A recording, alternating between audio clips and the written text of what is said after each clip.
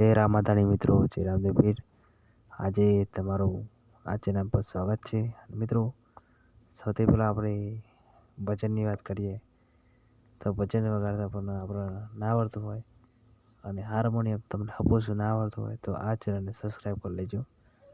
કારણ કે એમાં હાર્મોનિયમના દરેક વિડીયો આવશે અને દરેક વિડીયો તમને સમજાવવામાં આવશે. બધા જ ભજન આ તમારે આટલી જ ચપ્પા વાગશે. જો હું તમને બતાવી દઉં કે આટલા વાગશે વચન.